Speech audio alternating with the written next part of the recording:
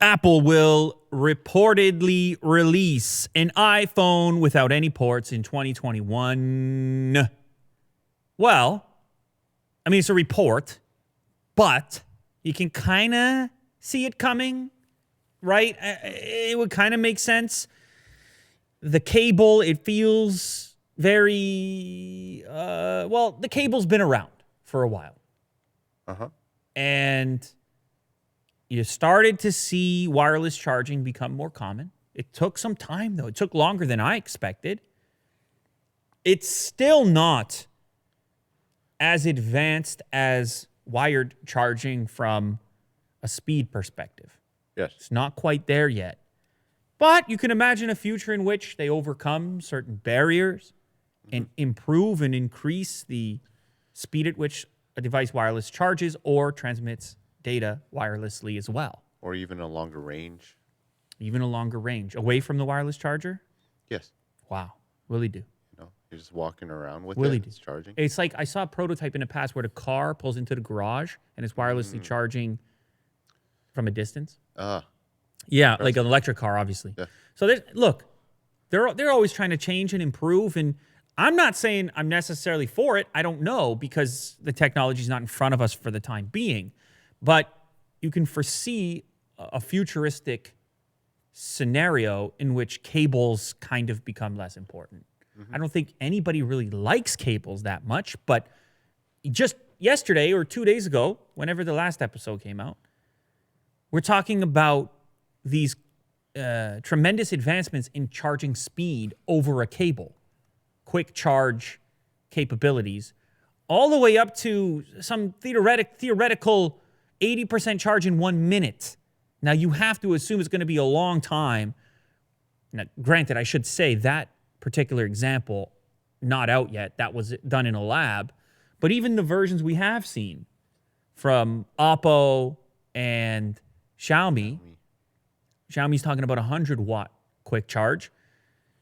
You still feel like even when Apple does go to, if they do go to the reported cableless future, portless future, you have a hard time believing it will have the same performance as the wired equivalent.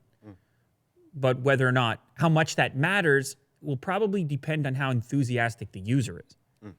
For the average person, they may say, look, I can deal with a slightly slower charge time for the convenience of strictly wireless and never having a cable around. But you also start to wonder about different environments, Will, in your car, how you charge. At the airport, when you need a quick little top-up. You're going to need some kind of equipment you carry with the phone outside of a cable. Or does Apple just release their very own power bank, Will? A portable power bank. Does Apple get in that business? And you have this slim portable power bank for those scenarios that you do need to plug into something. Obviously, these are all details that Apple is going to have to hash out, but there are some advantages from going to a portless future. Durability, water resistance, things like this that I can think of. There's no entry point into the device. You're still going to have a speaker grill, I presume, but you would have no major port anymore. There's other implications from an accessory point of view. Whatever accessories you have that you're currently using that Lightning port for, presumably those wouldn't work either in 2021. You got to get new accessories.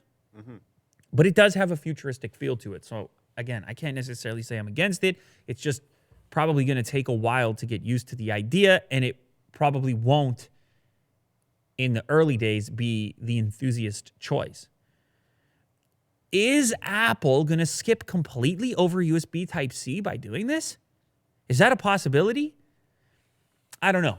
We could see USB Type-C in 2020 for a single generation and then move, or there could be multiple versions. Maybe the 11 Pro keeps the Type-C port for the Pro users with a substantially faster charge, and maybe the regular 11, well, the 11 now, which would be the 12 or whatever they're going to call it, would be the one to forego the port altogether. Maybe they'll find a way to structure it so that they feel the Pro user still gets the option of at least using the port if necessary. Because There's also the syncing aspect. If you take a Right. bunch of photos on the thing, how quickly can you sync wirelessly if you're a pro, if you're a guy like Kirk? If you're a pro, then you might want to use the cable here and there. There's some other rumors that came out along with it. That's the more notable one.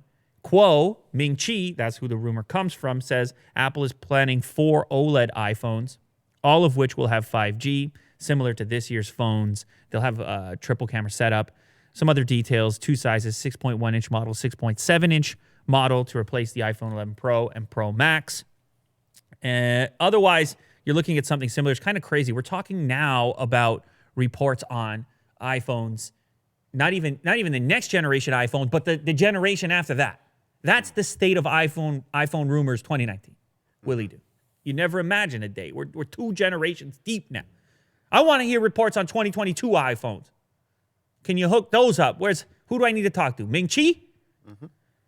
Ice Universe stays out of the Apple business. If I want to know about Samsung, I got to go to Ice Universe.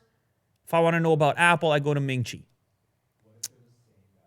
Yeah, they're the same guy. That's right. Aliases. I don't know.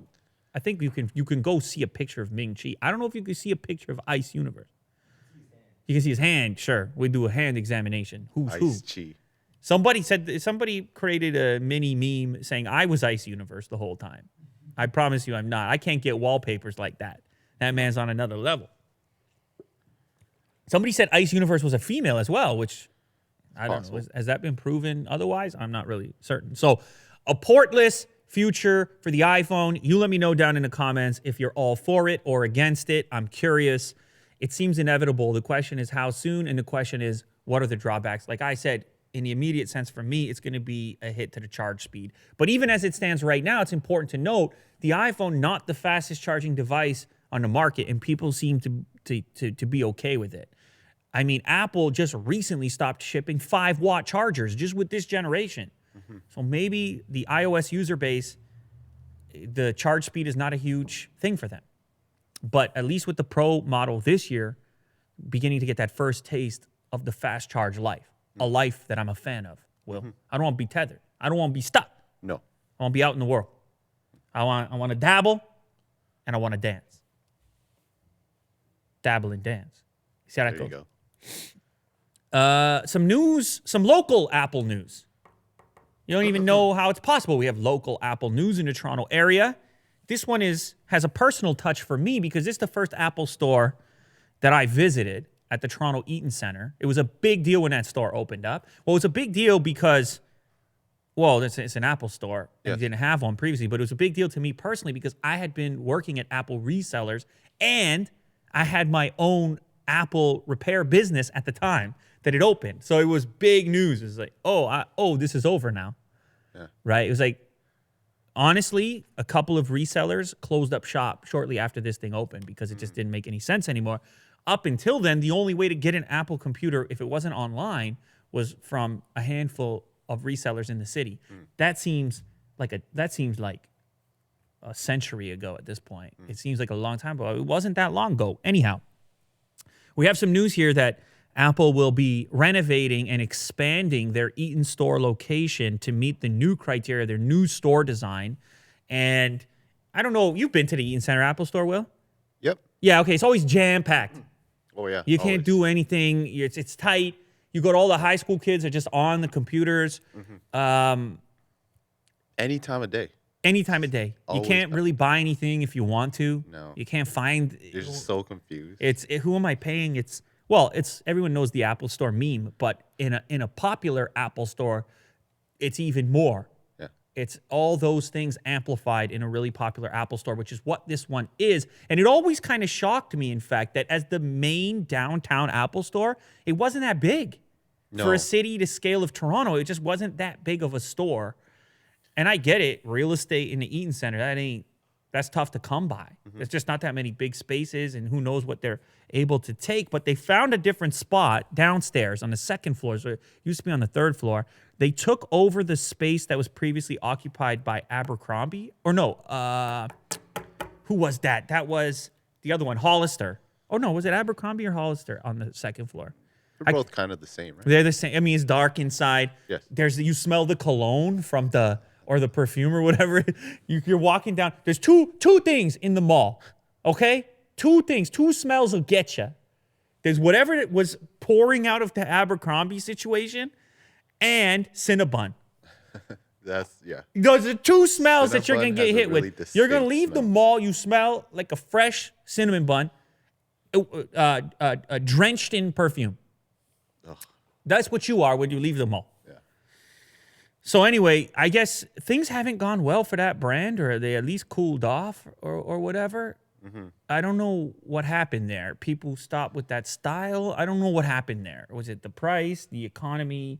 But maybe they moved. But Apple gobbled up their old location, and that thing looks like it's going to be about twice the size to me, just seeing what's boarded up right now. So I may have to go for a little visit. Apparently, they have a slightly new design style.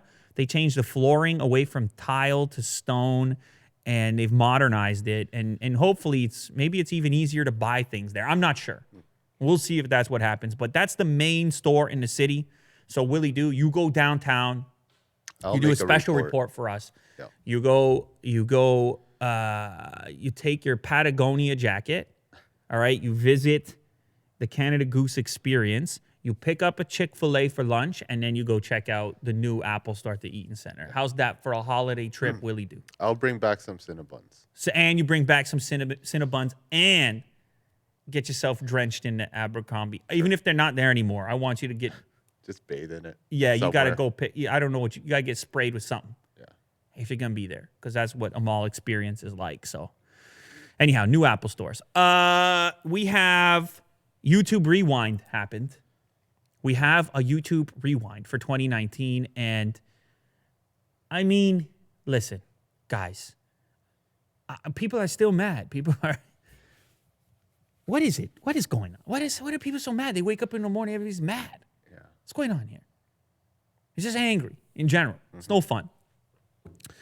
3.3 million thumbs down, 1.6 million thumbs up for the time being. I mean, it's definitely, people aren't as mad as 2018, but Google, YouTube, they basically said, look, you hated our video from last year, so this year, I think the top comment is, so this year we're not even going to try. I wouldn't say this year we're not even going to try. I think it was just, how do you respond to people really hating your narrative?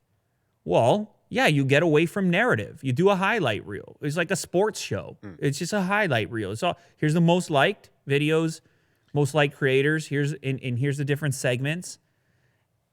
I don't have a problem with it. Yeah, they're just going back to, the top 10 kind of thing, countdown. It's fine. I don't have a problem with it. I watched this video. I understand. Kirk said that one of the criticisms was that it's boring. Well, I don't know. What do you want it to be? I think people think this one is boring because they had so much fun hating the last one. Right. Now, they just want hate bait. Is that a word?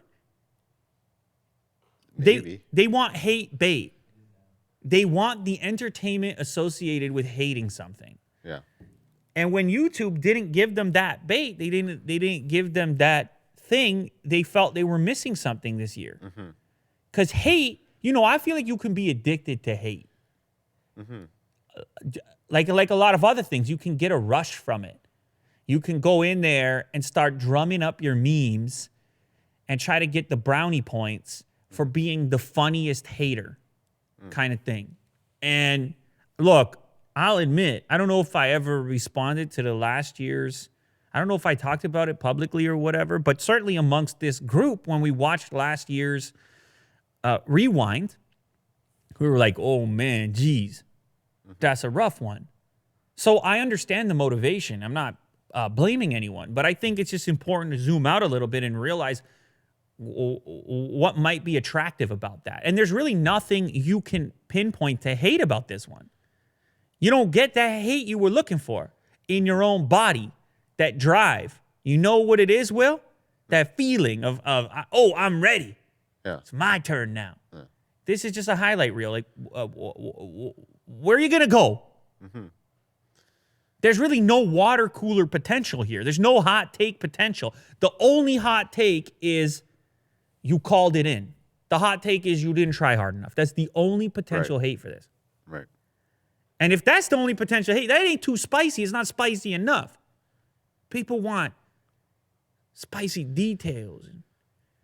People want, political this and that. And people want salaciousness. Well, human beings, 2019. Yes. You can't figure them out in 2019, can you? It's a weird one. It never really made 100% sense to me. I never really fully received it in that fashion. I'm not saying I'm immune to the idea of the hate parade. I kind of understand the motivation, like I said before. But it's always been weird to me to be this thing you're disconnected from. You have really nothing to do with that. You have this strong motivation to yell and scream, But that's coming from a guy. I had a hard time getting in a crowd at a concert. I'm looking around, man. I had a hard time just being there, just banging my head. I look around. I'm like, am I in this crowd right now? What are we? People like the drama, man. I'm like, what are we doing? I can't help it. So, people, they do. And they want to, people want to be the ones to have the hottest meme. And want to be the one to get the most pats on the back. That's going to bring us to the next story, actually. This idea of the gratification associated with those kind of digital metrics. This contest. And it's no different for us. We make a video, we need some views. We make a video.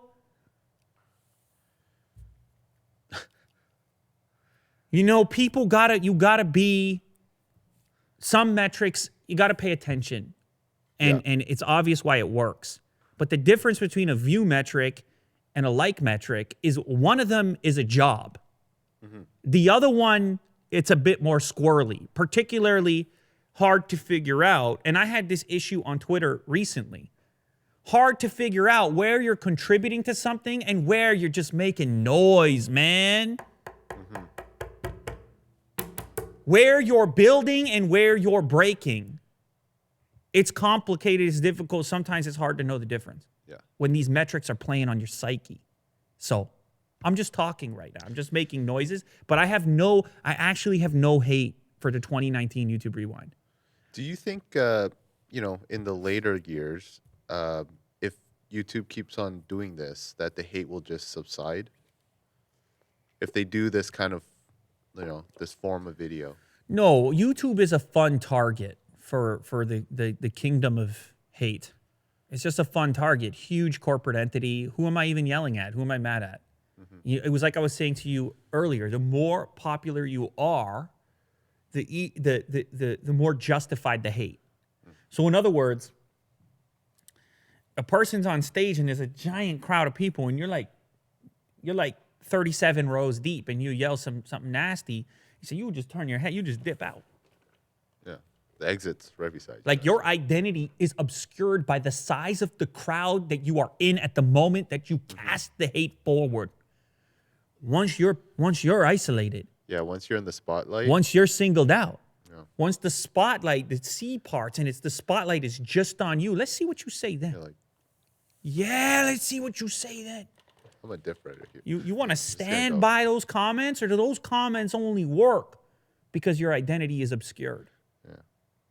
And so that's something to consider. That this entire exercise only works because you're a part of a gigantic crowd in this moment. I'm not trying to look. I don't even really care. These videos aren't. I'm not sitting around each year thinking I can't wait for Rewind. They pop up. I'll watch them. And in many ways, you could make the argument that everybody who hated on the one, maybe they should just make stuff people hate because it billion views on it. Double down? Last year's was the least liked video. Probably had a couple views, Yes. Probably have 5 or 6 views. Oh, 185 million? No, wait, is it? Yeah. Yeah. This 185 million. Had a couple of views on it. So now people want to say, so what? So what if it has views? Well, here's what it is. Pay attention to what you're paying attention to. Pay attention to what you're paying attention to. Because chances are, if you're paying attention to it, you are contributing to it, not away from it. The noise you're creating is bringing more attention to the thing that you're saying you hate so much. You see what I'm saying? This is the outrage thing. This is the Donald Trump thing, getting elected. It's all this stuff. Is just figure out which hashtag you're contributing to. You might be bringing more noise, or you might be bringing more signal than noise. You might be re-amplifying the thing that you hate so much. I'm just saying, be careful out there. You never know. Algorithms, for the record, they take all that stuff into consideration. Uh-huh. They're looking for action and activity. Yeah, they don't care about feelings, emotions. Algorithms don't care about your feelings. No. Well, they might if those feelings affect your clicks. But I'll tell you what, Facebook figured it out, Twitter figured it out, YouTube figured it out. Outrage, that stuff sells. That stuff, you want to start talking about daily active users, get them angry. Make them angry and they log in every day. What are they saying about me? What are they saying in general?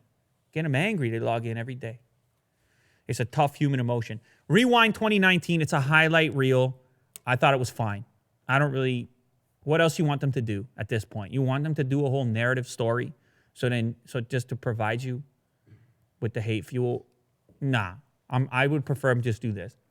Do a highlight reel. Show us what happened in the year of 2019 on YouTube. Give us a rough idea. Give me a 5-minute glimpse.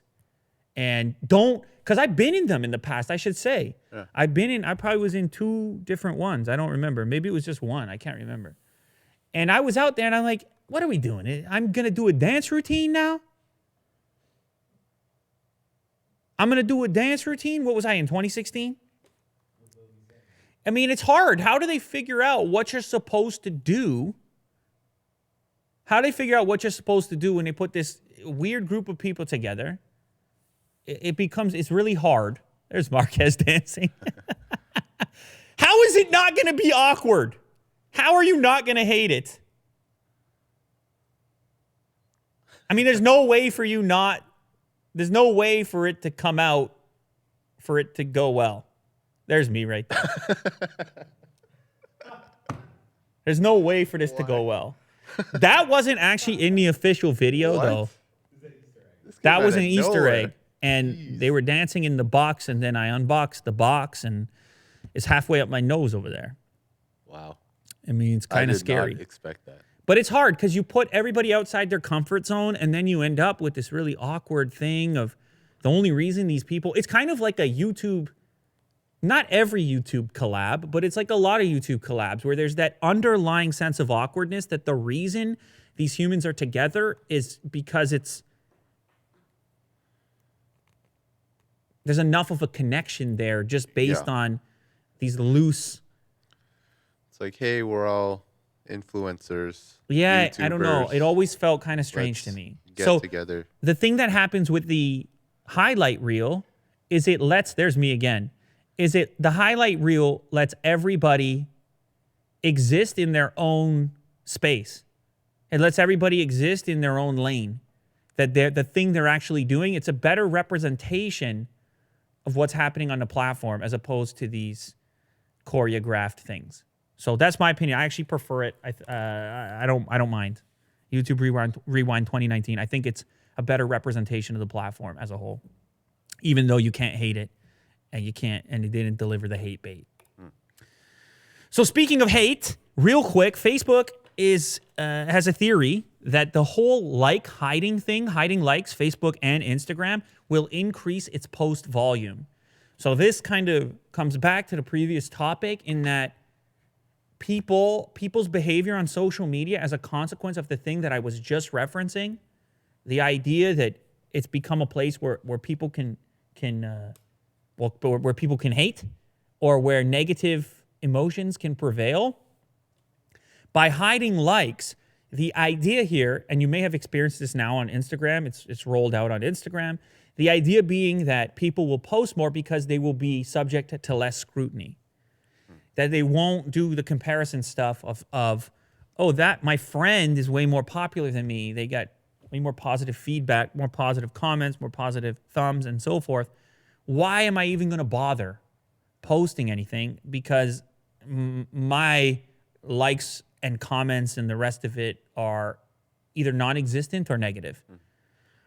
They also talked about something else where you're going to have more control over who actually follows you, even if you have a public profile, that you can kind of fine tune that a little bit more. So these social media companies on the back end, they have access to some data that we don't see on the public facing side, where they can go in there and say, oh man, these people, this is actually happening where people are logging off because of they're having negative feelings about interacting with the platform in general.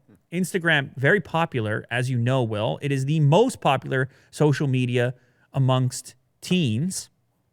It has more than 1 billion monthly users, and it includes 500 million daily users of the Stories feature. Now, I think part of the reason that Stories have been so successful is the idea that they're subject to less scrutiny. They don't exist as long. The comments are less public. The sentiment is less public than a post. And people are gravitating towards publishing themselves in these places that are subject to less scrutiny. So that's the opposite kind of the mob mentality where you're hiding 20 rows deep, like I said earlier. And instead over here, as an active participant, you feel more of the sort of real world sentiment. It has more of an impact on you as a person who's publishing as opposed to a bystander who's just lurking and watching.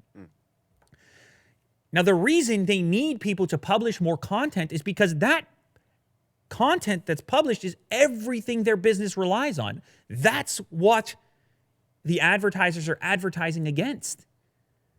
And if you can't get fresh content, you can't get users to log in every day, and you can't show them ads every day. So they're trying to eliminate some of the pressure associated with posting.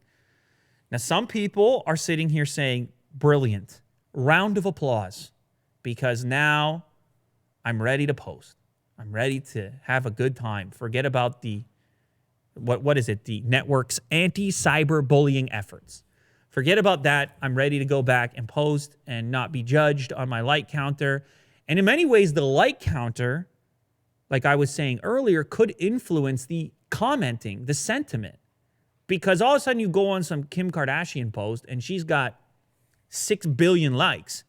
And you say to yourself, what am I? What is this morsel? I say, bam, bam, I hate you. I hate you suck. Loser. You see? I wish I had those likes. That's what you would write. Yeah. But when you don't have to see that like count, even as a non-publisher, but as a publisher of a comment, you're seeing less of the metric being rubbed in your face to remind you of how insignificant you are comparatively, which I think is the beginning of it's the early speck of resentment. I think starts right there. I am the insignificant crowd member. This is the monolith. This is the celebrity. That's why I'm allowed to. So they want to change sentiment on Instagram, Facebook. I think it's really interesting, and I think it will work. I think they will have the effect that they're looking for of having more people create content, not having to stare at those metrics and exist in that ecosystem, and instead being an active and willing participant in a more pleasant atmosphere. I think that's what they'll end up seeing. And then subsequently, they'll be able to show you more ads, sell you more things, and run a more successful business. You see how that goes, Will? I mean, in the end, that's what they want to do anyways. Yep. So, but hey, that's a fine transaction if you feel like you get value out of it. So what happens to influencers then? Can they still sell those Instagram posts for $20 million without a like counter and the like momentum effect, which is if you see that your friend liked something and you see a high like count, you're actually more likely to also like it? Didn't know if you know that. You don't want to be the only liker. That's a weird experience. I like this. No one else does. Just me. So that could have an effect or an impact on them. Instagram has to figure that out. Maybe they're going to leave likes up for certain people. I don't know. They're going to have to experiment with that in the future. But that's the status as it sounds. On a more interesting, less dystopian front, that's a joke. This is incredibly dystopian. They put VR headsets on cows. This is a story from a couple days ago that went viral, and for some reason, Willie Doo only brought it to me today. He decided today was the day to share the cows in VR. They put these VR headsets on dairy-producing cows to see if they could increase their mood. And instead of having to look at their dreary, kind of terrible environment, they would see green pastures and sunny skies and, well, what a cow would want to see, Will. A lot of grass. A cow would want to see green grass, baby. And their initial findings, having done this, is that it does actually improve the cow's mood. And the goal is actually to increase the cow's milk production because they're in a more... Man, all these stories are kind of weirdly connected today, aren't they? About mood and sentiment and how what you see and how you participate affects your biology, your physiology, Will. Well, yeah, in this case, it's working. Right? In this case, the cow's producing positive artificial messages have the potential to impact the physiological production of milk. Whoa. Yeah. So the exposure to the negative sentiment on the Instagram from the story before probably has the potential to affect physiological aspects of who you are physically. That's heavy. Trip. That's heavy. Anyway, so the cows are wearing the VR headsets, and they have a more pleasing landscape than a plain confining farm. The headsets are adapted to the structural features of cows' heads so that they could see it properly. Well, yeah, of course. A cow's eyes are not exactly in the front of their face. They're kind of... I feel like this graphic here, is that real or is that the real one? I'm curious because it doesn't look real, but because the cow's eyes are more like over here, sort of. Right. I don't know. It appears to have worked. So apparently the cow's anxiety level has decreased. Oh man, this is kind of nasty, really. Obviously, the ideal scenario is get the cow in the field. Yeah. What do we have to do? We have to pay more for milk to have that happen. I'm buying the milk in the glass jar. It's costing $85 a container. The cow, their life is definitely better than mine. I'm over here reading these articles. I mean, the VR headsets are probably kind of expensive as well, right? For each cow. I mean, that's a lot. Yeah, but if you're getting double the milk supply, that's going to pay itself off real quick. Or you can have a field, like a real field. The real field is going to be more expensive because real estate, you know what it is. Yeah. You got to maintain and why would you do that? That's not dystopian. Real fields? There's no place for real fields in Blade Runner. So the farmer's goal is to make the world dystopian. That's right. No, usually, no, I shouldn't say that. Shout out to farmers, man. Shout out to farmers, man. For real, Will. I'm not joking. No. I was in the supermarket. I'll tell you what. I was in the supermarket, and I had a time. Yeah. I was walking around. I was looking at things. I was examining produce. You know, I went to the deli counter. You remember I was telling you about the spicy capicola? Yes. You're not really supposed to do this, but I took a sliver while I'm browsing. Oh, yeah? Yeah, like an old Italian man would do. Like my nono taught me. Yeah. All right? It puts you in a mood. The bread was still hot. Food. Farmers. Shout out to farmers, man. 2019. Shout out to farmers. Anyway, this is obviously a different take. This is pretty rugged to me. I don't know. Maybe if there's no other option for whatever reason, the field is not available and you can improve the sentiment, so be it. But this has really strange, for me, it gives me strange human visions. When they say, look, these people are living a terrible life or they don't get to stick that on them. Oh, look at that. We see improved moods. Willie Doo's milk production just went up. Just constantly lactating. You know what I'm saying? I don't know. You can imagine, of course, they could probably prove something similar for a lot of people's lives. Stick them in a VR headset, sentiment up, anxiety levels down. You just give them give them some perfect existence inside the VR headset, feed them the food pipe, Matrix. Let's go. Right. I mean, if it works on cows. I heard, there's elderly people who can't move and they just kind of strap on There you go. goggles. They're in like the Italian countryside. Why not, man? If you can't move, yeah, why not? I mean, but then you ask yourself, is that better than if they had a companion there to talk to, play chess with? I don't know, something like that. Like real life. Yeah, you know? I don't know. My kids started going to the elderly home. They go there once a week. Or sorry, once a month. And they do that. Little craft. They play chess, whatever. Nice. And yeah, they're really proud of it. I told them they should be proud of that. Like, that's a good move. Right on. But I think that most people would take the human interaction, just like these cows would take the classic cow. Just like these cows would take the classic cow life. Mm-hmm. But you're right. In certain situations where that's not an option, I guess this is the way that you go.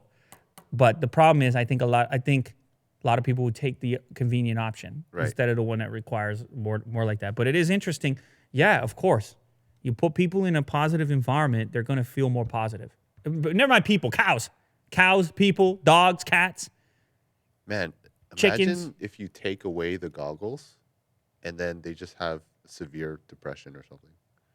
Yeah, or the goggles break down. Yeah, they stop producing milk. No. How's this for terrifying? You're one of these cows. You're pumping milk all day, production way up, love and life. You're in the pasture. Yeah. Things are happening, blue sky. Your headset breaks down, but nobody notices. It's just blackness for the next decade of milk production. Nobody ever notices. You're just terrified. You're basically a blind cow. Yeah, it's just blackness and just the pumping of the milk. Oh. You can hear everything. No, you know what? I would like my cow to be in the field, Will. Jeez. Yes. I'll be buying field cow milk wherever possible. I think I already am. So I'll be buying the field cow milk. Okay. And it's going to cost me a few more. It's going to cost me a few more dollars, but I don't know. I'm going to do that. I'm just going to do that. Yeah. Who knows if it's real or not? Maybe they're lying to me. Maybe the cows look like that. Remember we were talking about that Peloton ad?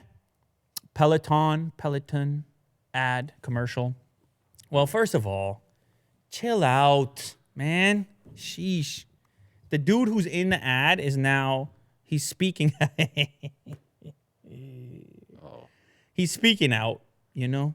We talked about it on a previous episode. Everyone hates this ad, or I don't know about everyone, but enough people on social media hate it to cause problems for Peloton, cause problems for the guy.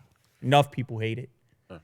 He doesn't take everyone. There's like a little bit of chatter over here. And this guy now thinks he's never going to get another job again because he's the pig in the situation. He's the bad guy in the commercial. He shows up for 5 seconds and he's evil because how dare you? Yeah. How dare you? How dare you, Willie Doo? He's just saying, look, this is a big gig for me. No one knows me for any other reason. And now I'm this guy for life. And he's saying people in the street, they hate him and everything else.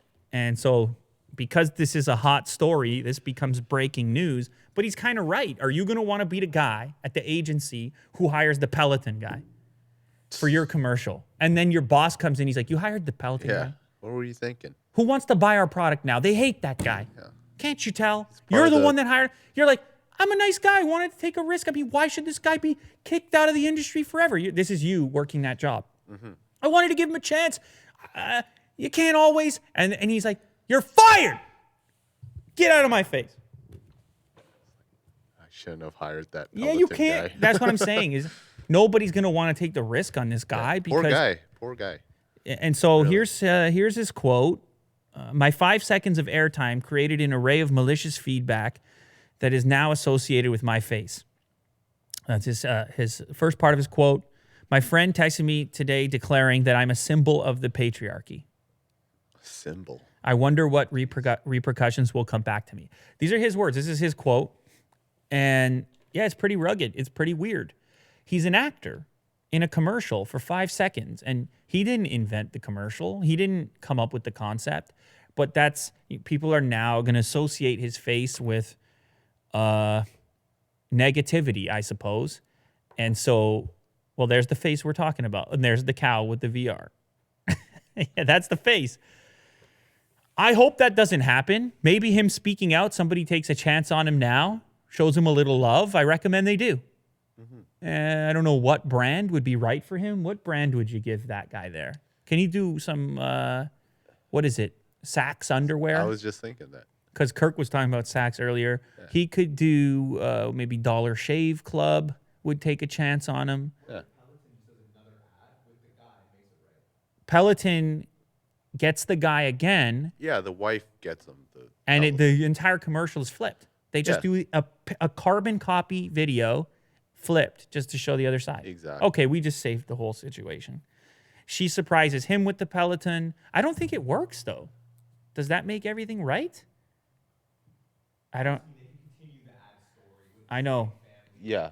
Right. I'm working on my mental gymnastics as to whether that works or not, or if that's just more patriarchy because now he's still in.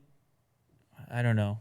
I'm confused. You're thinking about the flipped scenario? Well, because she bought it for him because she's intimidated. I mean, so long as she has the nervous look on her face.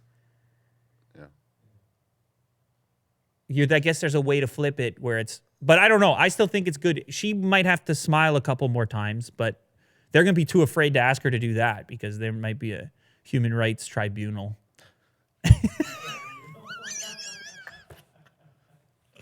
Oh, man. 2019, ladies and gentlemen. How about a cool one for 2019? Enough about all that noise. Coca-Cola's glowing lightsaber bottles are the first flexible OLED tech in a consumer product. I don't know if they're the first. I don't know. I modified Gizmodo's headline there. It's the first I've seen in a product you can actually buy on the shelf. Now that is the Blade Runner I want to participate in. I mean, just look at that, Will. In the future, you walk into a supermarket. I want OLED on everything. Not a supermarket, like a 7-Eleven. OLED on everything in the 7-Eleven. And the actual space is kind of dark because everything's glowing in the 7-Eleven. Can I go to that 7-Eleven in Singapore? Will you allow me to do that? Yeah. Is this Singapore? Where is this? Is it Singapore? It might not be. I might have got that wrong. Yeah. Singapore. Yeah, of course this is in Singapore. This kind of cool stuff can't happen here. That has to be in Singapore. So I don't know who's going to go, me or you, but we got to go get one of these. The problem is, okay, I should just probably describe this a little better. You have a glowing lightsaber to market the launch of the new Star Wars. And there's two versions of this Coca-Cola bottle with the glowing lightsaber on it. You either get the blue lightsaber. What's her name? Rey. You get the Rey glowing blue lightsaber, or you get the Kylo Ren. Which one do you want, Will? Which one would you want as a collector? I don't know. They're both cool. I'm good either Hey, way. man. Which one did you take? Which one do you take? I don't know. I'll take the blue one. You take the blue one. Sure. Okay. So you took the light side, not the dark side. Yes. All right. Why not? Okay. All right. Willie do. I mean, the word is out. So these are launching on the 6th of December, and they're going to be incredibly limited. There will be 8,000. Let me see if I'm right on that. I believe it's 8,000 units. And they're going to be available at random stores. in low volumes so that no one can start lining up and try to buy them all and resell them on eBay.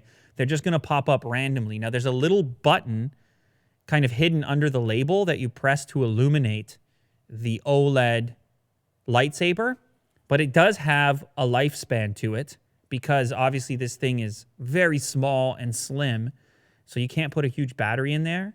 You are capable of lighting that OLED for around 40 minutes in total. So if you do find one of these, don't go full madness mode launching that OLED because your collector's item isn't going to be nearly as cool if you wipe it out. That said, maybe have fun with it too because, I don't know, probably the battery will degrade eventually anyways. And who knows if collectors are even going to get their hands on it. It's probably just regular people on social media going to get their hands on it. There is a post on Instagram of a person actually showcasing how it works. You can play that video real quick. So he squeezes the side of it here, and look at that. It lights up. That's so cool. Now, of course, we've seen OLED in very expensive products. It's cool to see it pop up in less expensive products. Other people can participate. And it's one of the advantages of this particular technology, the fact that you don't need nearly as much of a structure around it for the technology to work. And it's insight into an eventual rollable OLED future in which your billboards and your light posts and whatnot are covered in Blade Runner-esque luminescence. The fact that it's in a Coke bottle is pretty impressive. It's cool, right? Like, it makes me figure out all these questions of, like, where's the battery go? There's liquid there. Yeah. You know. No backlight necessary. Ultra thin panel. Good on Coca-Cola. I think this is a really cool a marketing idea. And maybe one of our fans from Singapore can send us one. Show up on a show. I'll put it right here and give you a shout out. Probably not, but I don't know. Do we have any fans in Singapore? Shout out Singapore. Last story for me. Do you remember the story with the pizza rat, Will? The pizza rat in New York City in the subway? Kirk remembers that story. It's the guy's carrying the pizza around. The rat. Anyway, it was a viral story once upon a time. We got our new one, which is kind of fitting because we had the topic recently about caffeine on the last episode. We're saying Willie Doo is the only guy in the office who knows how to use caffeine correctly. Well, I don't think this rat knows how to use caffeine correctly because you scroll down over here, he really needs his daily dose. As you can tell, he's in the New York City subway and he does not want to put down his coffee cup. He's got places to be. He's got to get that coffee going so he can get on with his daily activities. And so he will not drop the coffee cup. It turned into its very own little viral meme. I don't think it's on the same level as Pizza Rat because Pizza Rat is just, it's got a ring to it. Yeah. Pizza, it's a big pizza he was carrying. Yes. He had no business with the big pizza. Coffee Rat, I mean, this should tell you something about our perceptions. He looks like he's just on his way to work. Coffee Rat, like a person carrying a coffee mug. Mm-hmm. And the cool thing about this one is that if you scroll down, once upon a time, there was a New Yorker cover, and you'll appreciate this, Will, because you like to, you're illustrating, you're drawing things. If you click on it, because you got to see the whole picture, there was a cover in which the rat down in the bottom of the subway is being compared to the New York City worker. The rat's just doing his job, the guy's doing his job, and Coffee Rat is like a real life version of that. He's just on his way to work. He's doing his thing. Yeah, you see how it goes? He's got the daily, got the morning coffee, and he's on his way to work. Just like us. You see? Anyway, there you have it. That's it. That's all I got for today. I think we go out on a high note with Coffee Rat. And what did we learn today, Will? We should be nice to the Peloton guy. That's I like it. You know? Shout out to the Peloton guy. I'm sending good vibes your way. I have no idea what you do in life from this point forward, but I would like to encourage anyone who's watching this who has a chance to hire Peloton guy. Yeah. You know what? Peloton guy, if you want to come on the show and promote yourself as an actor, it's an open invitation. Open invitation to Peloton guy. And if you are capable of hiring Peloton guy, I recommend you do so. He's hot right now. He's hot for the wrong reasons, or he's hot. He could be hot. We just got to figure out how to reframe the thing. So, shout out Peloton guy.